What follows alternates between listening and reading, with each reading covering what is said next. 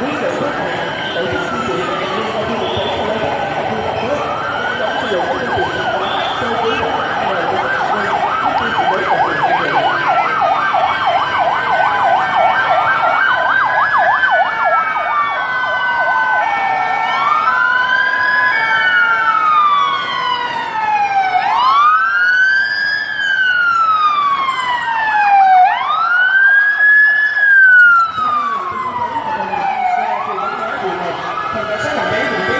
Quyết định điều động lực lượng phương tiện của đơn vị để bắt cháy, đồng thời căn cứ vào các phương án tốt nhất giữa các lực lượng khi có sự cố cháy lớn xảy ra tại tòa nhà Times Square. Phòng cảnh sát phòng cháy và chữa cháy quận 1 báo cáo ngay trung tâm thông tin chỉ huy.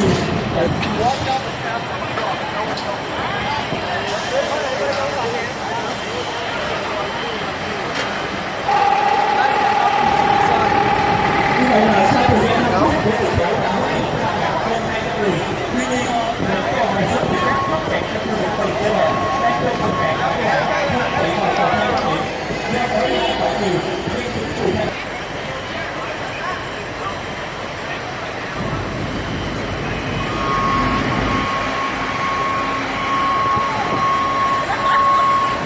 với cái điều kiện cả, một vòng cứu nạn lực lượng phòng cháy chữa cháy cơ sở và tiếp cận và đã tiếp cận các nạn nhân bị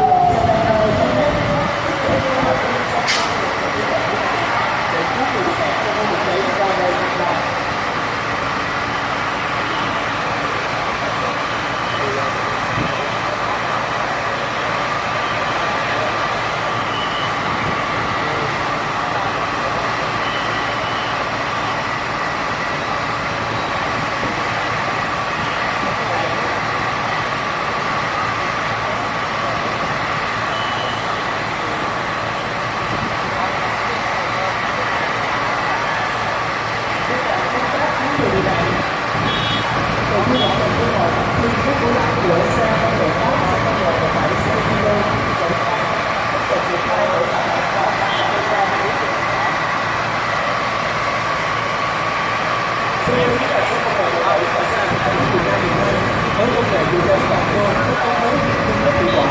với tất cả các loại cháy, còn đặc biệt là xe công nghệ 7 có thể chữa cháy trong môi trường không tự